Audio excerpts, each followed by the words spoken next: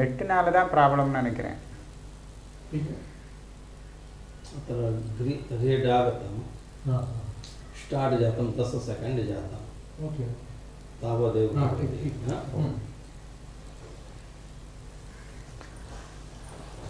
यदविद्याविलासेन भूतभौतिकसृष्टयः तं नौमि परमात्मानं सच्चिदानन्दविग्रहम्.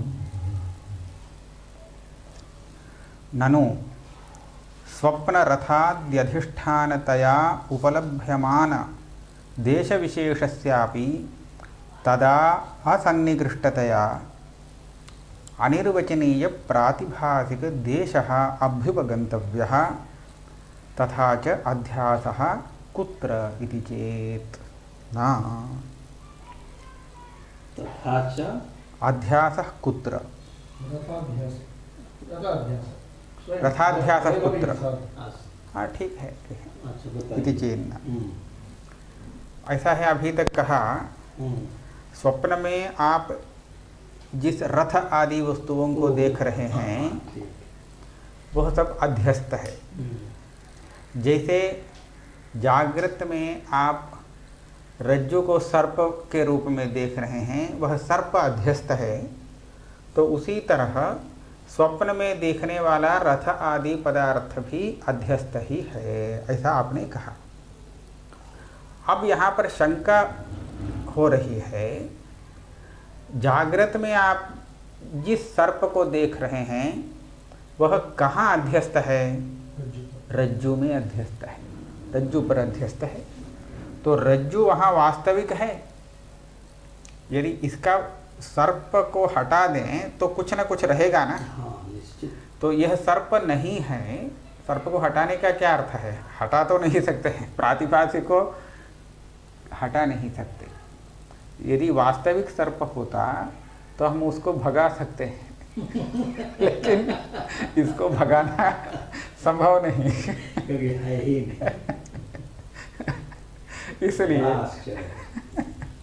तो इस सर्प को हटाना माने बुद्धि से ही हटाना पड़ेगा तो हटाने के लिए हम क्या करते हैं? रज्जु को देखते हैं. यह सर्प नहीं है, यह तो रज्जु है. ठीक है, वहाँ पर एक वास्तविक वस्तु है रज्जु, जो छिप गया, उसके स्थान में सर्प दिखने लगा. यह बात है. तो यहाँ पर आप जो रथ देख रहे हैं स्वप्न में, वो किसके स्थान में दिख रहा है? जैसे रज्जु के स्थान में सर्प दिख रहा है, तो उस तरह यह रथ किसके स्थान में दिख रहा है? कह सकते हैं क्या? नहीं. हाँ, तो कहना पड़ेगा उसका जो आधार है देश, उसमें दिख रहा है. तो हम पूछेंगे जिस स्थान पर वह दिख रहा है वो स्थान भी तो अध्यस्त है स्वप्न में, वो भी कोई वास्तव नहीं है. तो वास्तव नहीं है तो वह जिसमें अध्यस्त है उस अधिष्ठान का नाम बताओ. तो वहाँ कुछ नहीं मिलेगा. जैसे जागृत में यह सर्प नहीं है ऐसा कहने पर वह क्या है? रज्जु है ऐसा कहेंगे. तो उसी तरह स्वप्न में यदि रथ दिखा वह रथ यदि नहीं है तो क्या चीज़ है वह? यह कह नहीं सकते. इसलिए उसका अधिष्ठान न होने से प्रातिभासिक अध्यास रूप में रथ को मानना, स्वप्न दृश्य रथादि को मानना उचित नहीं है. यह आक्षेप आता है. ननु स्वप्न रथादि अधिष्ठानतया उपलभ्यमान देश विशेषस्यापि तदा असन्निकृष्टतया. एक प्रश्न कोई पूछ सकता है इस पूर्व पक्षी के पास, ऐसा वो वहाँ जो रथ तो अध्यस्त है लेकिन वह कहाँ पर अध्यस्त है? तो जहाँ दिख रहा है वहीं पर. कहाँ दिख रहा है? रास्ते में दिख रहा है. वहाँ एक रास्ता देख रहे हैं तो उसी में मार्ग पर दिख रहा है, तो मार्ग में अध्यस्त है ऐसा क्यों नहीं कहते? तो पूर्व पक्षी उसका समाधान देगा तदा असन्निकृष्टतया. हाँ, आप जिस मार्ग को देख रहे हैं ऐसा एक मार्ग है, किंतु उस मार्ग को आप इस अवस्था में, स्वप्न अवस्था में देख नहीं सकते. क्यों? सन्निकर्ष नहीं है।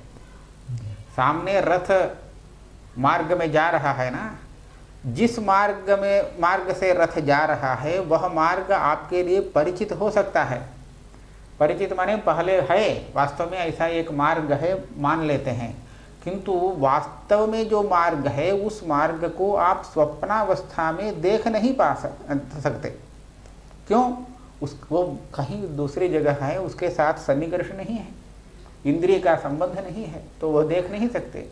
यहाँ तो प्रत्यक्ष मार्ग एक दिख रहा है, तो इसीलिए अनन्य गत्या कहना पड़ेगा वह मार्ग भी एक प्रातिभासिक है, भ्रम है। तो वो भी यदि प्रातिभासिक है तो उसका अधिष्ठान क्या है? इस तरह प्रश्न आ जाता है।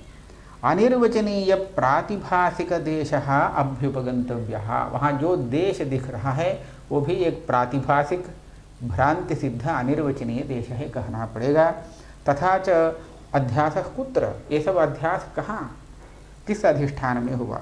उसमें रथाध्यास कुत्र ऐसा है, ठीक। रथ जो जिसको आप देख रहे हैं वह रथ आदि का अध्यास कहाँ हुआ है, वह अधिष्ठान क्या है, यह प्रश्न हुआ। इसका उत्तर दे रहे हैं, इति चेन्न चैतन्यस्य स्वयं प्रकाशस्य रथाद्यधिष्ठानत्वा। हाँ, वहाँ एक अधिष्ठान है रथ, और रथ का आधारभूत जो मार्ग, जो कुछ भी वहाँ देख रहे हैं उन सब अध्यस्त पदार्थों का एक अधिष्ठान है स्वप्रकाश चैतन्य। ये तो जागृत में भी कर सकते हैं ना, चैतन्य में शब्द। हाँ, प्रश्न ठीक है। जागृत में भी चैतन्य ही अधिष्ठान है, दूसरा नहीं। स्वप्न में चैतन्य ही अधिष्ठान है, तो उसी तरह जागृत में भी वह चैतन्य है, वही अधिष्ठान है। फिर स्वप्न और जागृत में इतना अंतर आ जाता है, जागृत में वहाँ एक शुक्ति आदि पदार्थ भी मिल जाते हैं, जिसके स्थान, हाँ, एक सन्निकृष्ट पूर्ववर्ती पदार्थ मिल जाता है, कुछ आधार, वह अधिष्ठान नहीं। इसलिए हम ऐसा कहेंगे शुक्ति अवच्छिन्न चैतन्य अध्यस्त रजत का अधिष्ठान है। रज्जु असे अवच्छिन्न चैतन्य, उसमें अध्यस्त सर्प का अधिष्ठान है। अधिष्ठान तो चैतन्य ही है, किंतु जागृत में उसका एक दूसरा आधार भी मिल जाता है, स्वप्न में वह नहीं मिलता है, यही अंतर है। चैतन्य का जो अधिष्ठानत्व वह दोनों जगह समान है, चैतन्य ही अधिष्ठान है, आरोपित अवश्य ही अधिष्ठान में आरोपित है, इसमें कोई भेद नहीं। यहाँ स्वप्न में एक अवच्छेद, उसको हम अवच्छेद का पदार्थ कहेंगे, जो वास्तव में है ऐसा कहते हैं, वो चैतन्य का अवच्छेदक एक पदार्थ जागृत में मिल जाता है, शुक्ति रज्जु इत्यादि, तो ऐसा स्वप्न में नहीं मिलता, इतना ही अंतर है। चैतन्यस्य स्वयं प्रकाशस्य रथाद्यधिष्ठानत्वात्, हो गया इसका समाधान। इसमें आपने कह तो दिया, लेकिन इसका प्रमाण देना चाहिए। चैतन्य दिखने वाले रथ का अधिष्ठान है, इसमें क्या प्रमाण? देखिए, रज्जु को हम सर्प का अधिष्ठान ऐसा मान सकते हैं, क्योंकि जब वास्तविकता मालूम पड़ती है तो उस समय वह सर्प नहीं, यह रज्जु ही है, ऐसा कहते हैं। रज्जु ही सर्प के रूप में दिखा, तो इस तरह से रज्जु सर्प का अधिष्ठान ऐसा हम बोल सकते हैं। किंतु स्वप्न में ऐसा होता है क्या? चैतन्य ही रथ के रूप में दिखा, जो रथ दिखता है वह वास्तव में रथ नहीं है, वह वास्तव में चैतन्य है, ऐसा ज्ञान होता है क्या? होता नहीं। तो चैतन्य को आप अधिष्ठान के रूप में कैसे मानेंगे, यह प्रश्न होगा। तो उस प्रश्न का उत्तर देते हैं, प्रतीयमानो हि रथादिहि अस्तीत्येव प्रतीयते इति सद्रूपेण प्रकाशमानं चैतन्यमेव अधिष्ठानम्।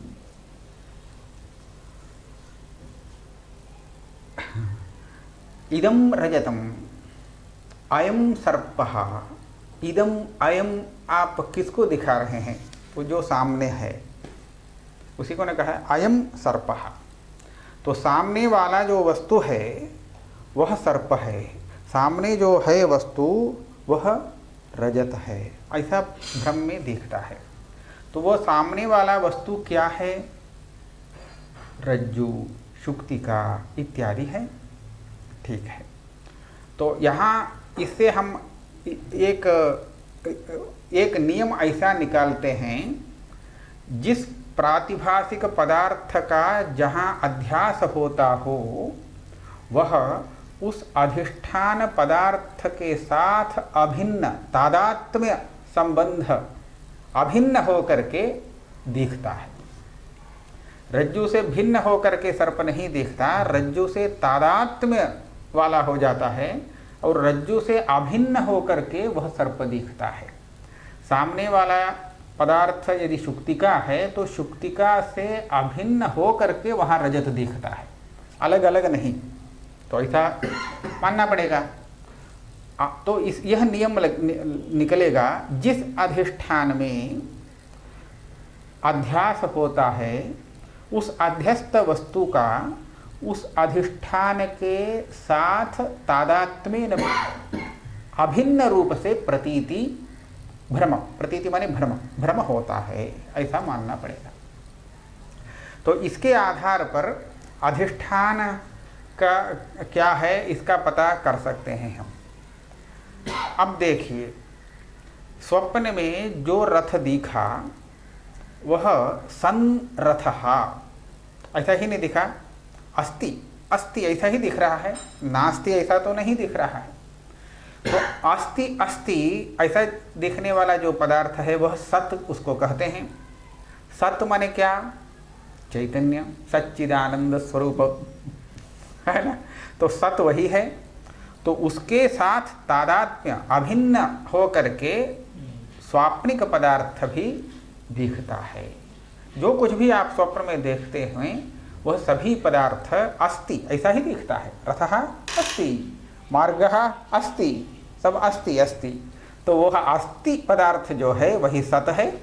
उस सत पदार्थ रूप जो अधिष्ठान है उसके साथ अभिन्न होकर के आरोप्य विशेष पदार्थ दिख रहे हैं।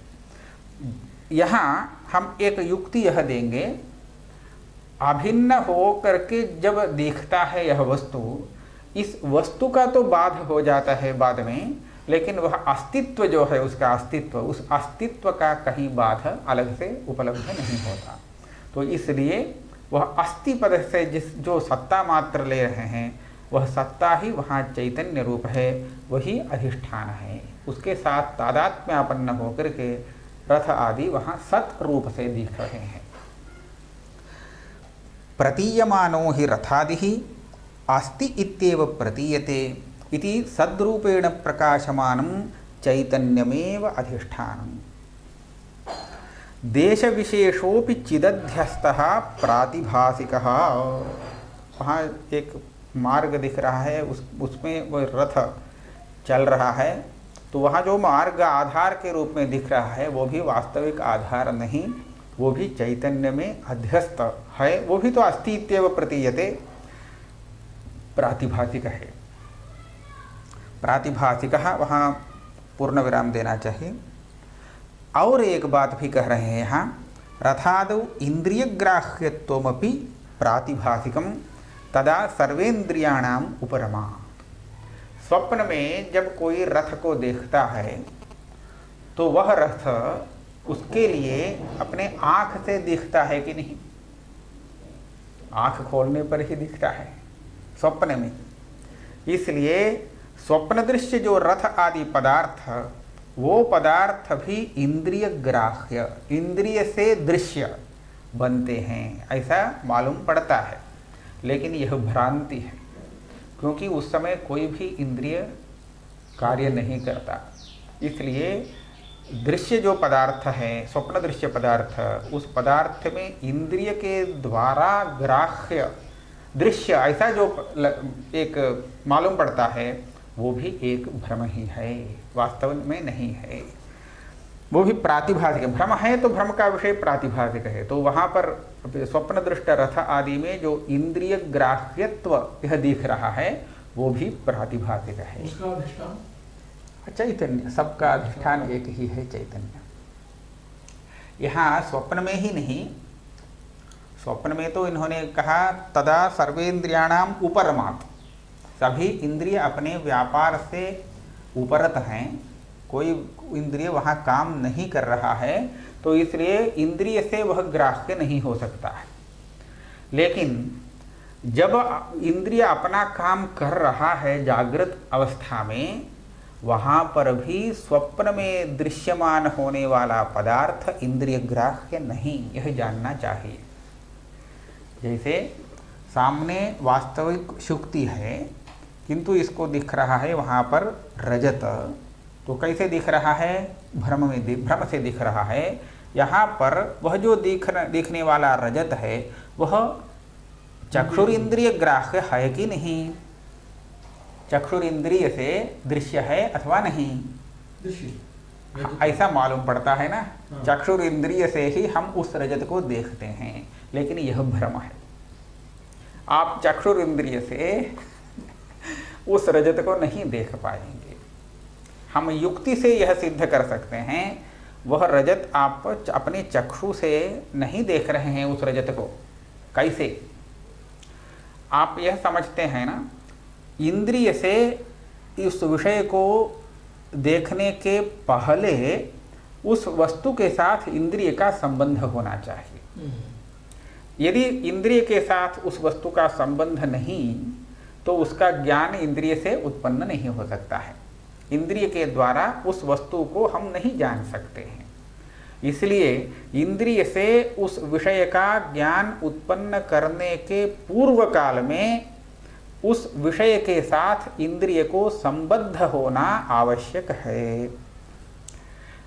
यहाँ जो रजत दिख रहा है प्रातिभासिक रजत, प्रातिभासिक रजत तो ज्ञान काल में ही है, उसके पूर्व क्षण में है नहीं। वही तो उसका प्रातिभासिकत्व है। तो अज्ञात रूप में वह कुछ क्षण रहा, उसके बाद उसका ज्ञान हुआ, यह स्थिति यहाँ नहीं है।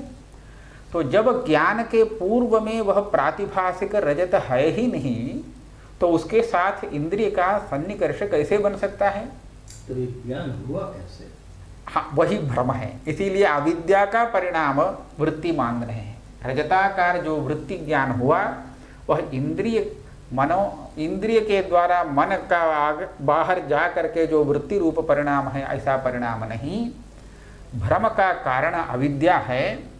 उस अविद्या का ही दो प्रकार का परिणाम हुआ। रजत आकार से एक परिणाम, रजताकार वृत्ति ज्ञान रूप में दूसरा परिणाम। इसलिए रजत को आप इंद्रिय से नहीं देख रहे हैं। यह एक बात युक्ति से सिद्ध हो रहा है, क्योंकि देखने के पहले वो है नहीं वहाँ। तो वह स्वप्न और जागृत दोनों के लिए समान है। यह दूसरा भ्रम है। आप अपने आँख से उसको देख रहे हैं, यह एक भ्रम है। प्रथम भ्रम है यह रजत है, फिर उस रजत को अपनी आँखों से देखा, यह दूसरा भ्रम है। हाँ। तदा सर्वेन्द्रियाणाम उपरमात् अहम गजः इति प्रतीत्यापादनं तु पूर्ववत् निरसनीयम्। एक आपत्ति इसके पूर्व में भी दिए थे। यदि इंद्रिय ग्राह्य नहीं है तो कैसे ग्राह्य हुआ, दृश्य कैसे हुआ रहा है? तो वह कहे साक्षी भाष्य। साक्षी में अध्यस्त होने से साक्षी भाष्य हो गया। तब प्रश्न हो जाता है, यदि साक्षी में अध्यस्त है तो अहम गजः अहम रजतम ऐसा होना चाहिए। स्वप्न अहम रथः ऐसा किसी को स्वप्न दिखता है क्या? नहीं। तो ऐसा क्यों नहीं हो रहा है? क्योंकि साक्षी में उसका, साक्षी तो आत्मा है, तो साक्षी में जो पदार्थ अध्यस्त है उसको अहम ऐसा प्रतीति में आ जाना चाहिए। ऐसा क्यों नहीं? तो इसके लिए उन्होंने कहा पूर्ववत निरसनीयम। पहले इसका समाधान यह कह चुके हैं, भ्रम के प्रति पूर्व अनुभव जनित संस्कार भी एक कारण है। पूर्वानुभव जिस आकार का हुआ हो उसी आकार का भ्रम उत्पन्न करता है पूर्वानुभव जनित संस्कार। पहले अयम गजः इत्याकार का अनुभव से उत्पन्न संस्कार बाद को दूसरे वस्तु में अयं गजः ऐसा भ्रम को उत्पन्न करता है, तो उसका आकार अयं गजः ऐसा ही होता है।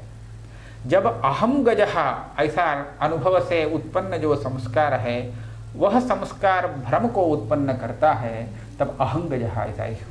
पूर्व जन्म संस्कार। हाँ, पूर्व कोई भी संस्कार ये पूर्व जन्म में ही नहीं, अस्मिन् जन्मनि कथं सिद्ध्यति? अपेक्षित नहीं। पूर्व जन्म प्रपूर्व जन्म किसी भी जन्म इसी जन्म में हो तो भी चलेगा। संस्कार भ्रम का कारणीभूत जो संस्कार है वह जिस प्रकार के अनुभव से उत्पन्न हुआ है उसी प्रकार के भ्रम को वह उत्पन्न करता है, यह नियम है। अहं गजः इत्यपि हो सकता है, यह भी हो सकता है।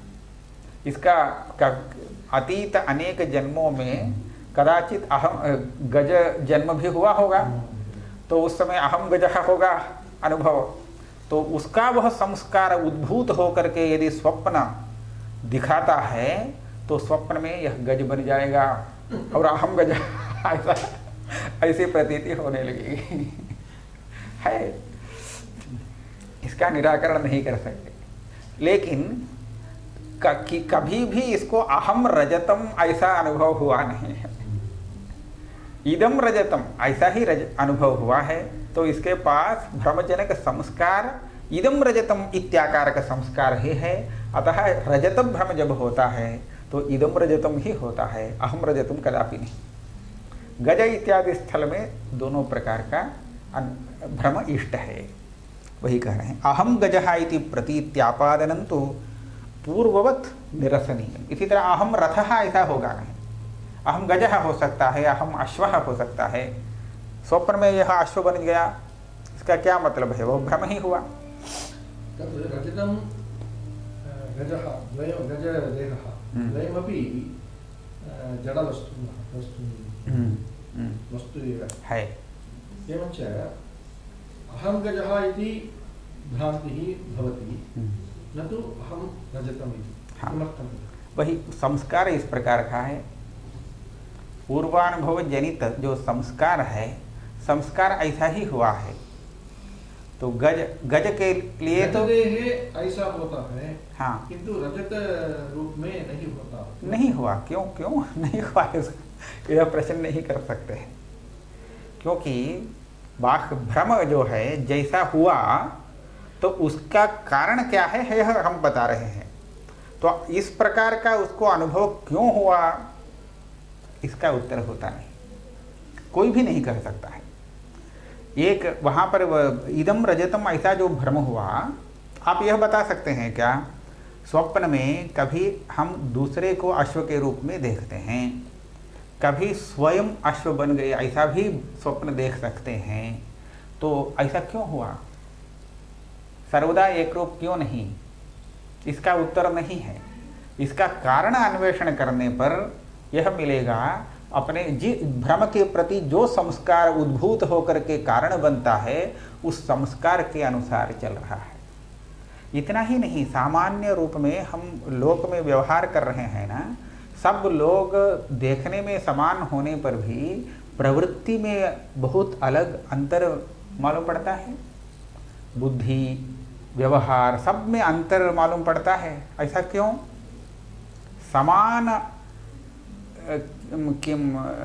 समान रूप से शिक्षा आदि देने के बाद भी, समान वातावरण होने के बाद भी अंतर पड़ता है व्यवहार में।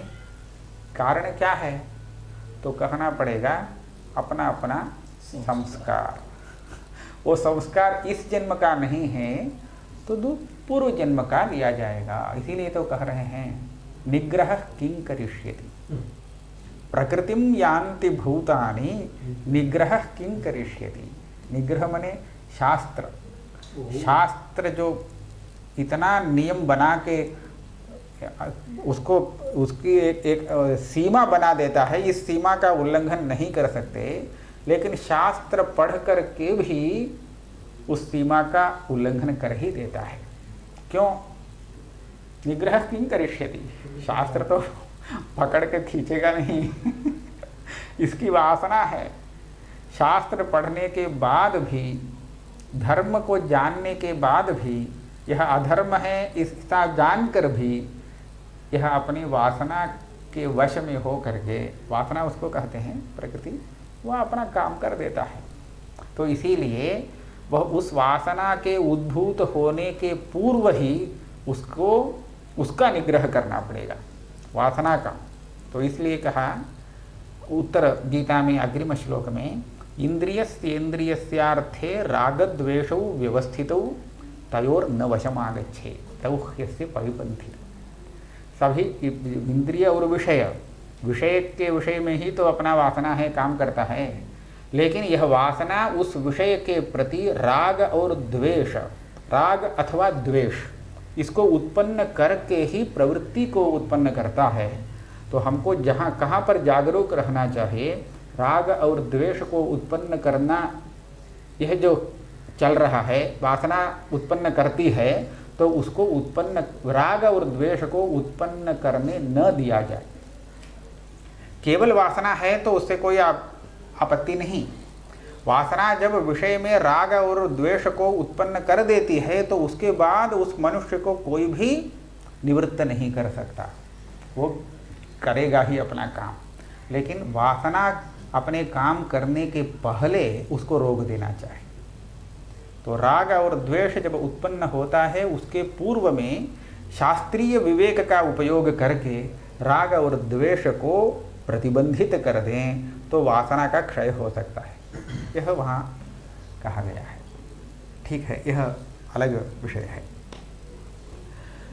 तो इसलिए यह सार हुआ, जिसका जो संस्कार है उसके अनुसार भ्रम होता है।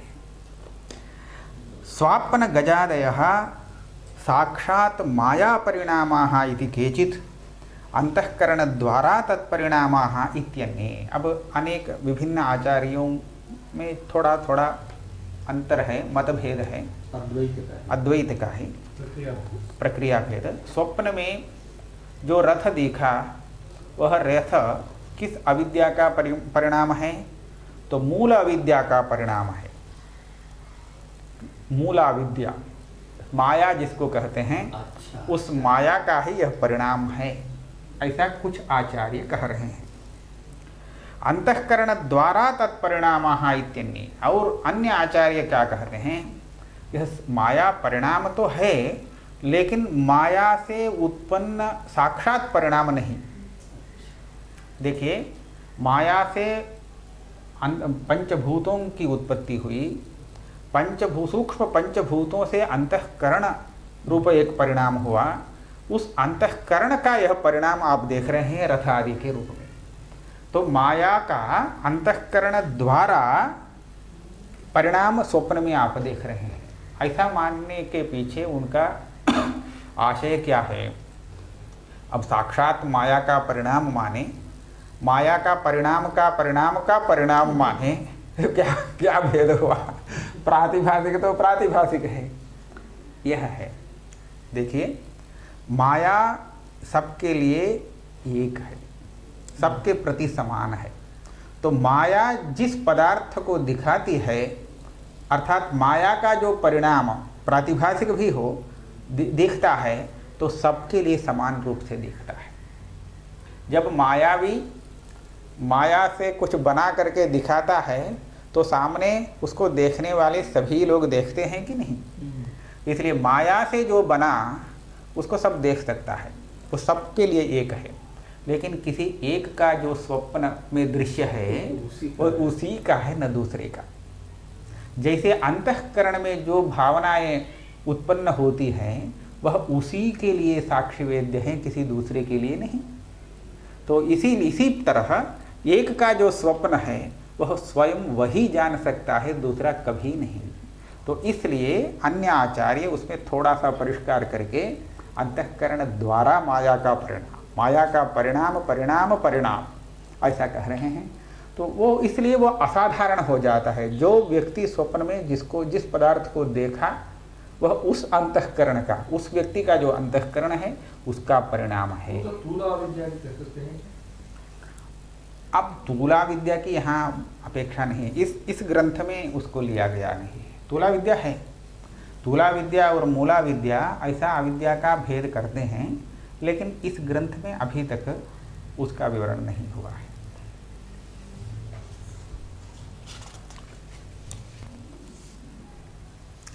ननु गजादेहे शुद्ध चैतन्य अध्यस्तत्वे इदानीं तत्साक्षात्कार अभावेन जागरणेपि स्वप्नोपलब्ध गजादयः अनुवर्तेरन्। एक बड़ा आक्षेप है, बहुत अच्छा आक्षेप है। आप यह बता सकते हैं, जब रज्जु को आप सर्प के रूप में देखते हैं तो केवल आपके लिए वह सर्प बन गया है? वह कब तक आपके लिए सर्प ही बना रहेगा? जब तक आप रज्जु को नहीं समझते। वो रज्जु का वास्तविक रूप जब तक आपकी समझ में नहीं आता, तब तक वह आपके लिए सर्प है, यही ना? तो रज्जु देखने के बाद अब सर्प हट जाएगा। हाँ, इससे यह पता चल रहा है, अधिष्ठान तत्व साक्षात्कार होने तक अध्यस्त का भान होता रहता है, आरोपित पदार्थ का भान रहता है। यह नियम बना। अब यहाँ ये स्वप्न में अधिष्ठान क्या है? चैतन्य। और परिणाम क्या है? माया। किसका परिणाम है यह देखने वाला पदार्थ? माया का। तो आप यह बताइए, जब अधिष्ठान तत्व साक्षात्कार होगा तभी स्वप्न में दृश्य हुआ यह रथा मिटेगा, अन्यथा नहीं। हाँ, तो ब्रह्म साक्षात्कार तक यह रह जाएगा आपका स्वप्न दृश्य। तो ऐसा यदि है तो उठने के बाद क्यों नहीं मिलता, क्यों नहीं रहता? समझ लीजिए, स्वप्न में आपको कोटि रुपयों का लाभ हुआ, बड़े आनंद से आप उठे, उठ के देखते हैं नहीं दिख रहा है। क्यों? कहाँ गया? क्योंकि आपके यहाँ वो जो कोटि रुपये आपने देखा वो प्रातिभासिक हो, लेकिन उस प्रातिभासिक का जो अधिष्ठान है उसका तत्व साक्षात्कार तो हुआ नहीं है। जागृत में हो जाता है क्या? ऐसा तो नहीं। तो जब तक अधिष्ठान तत्व साक्षात्कार होता नहीं तब तक अध्यस्त की निवृत्ति नहीं। आप रज्जु को नहीं जानते हैं तो आप दूसरी जगह जाने के बाद भी आपके लिए वहाँ पर सर्प ही है, जिसको सर्प भ्रम हुआ है, ऐसा ही न मानेगा। तो इस तरह होना चाहिए, लेकिन ऐसा होता नहीं। क्यों?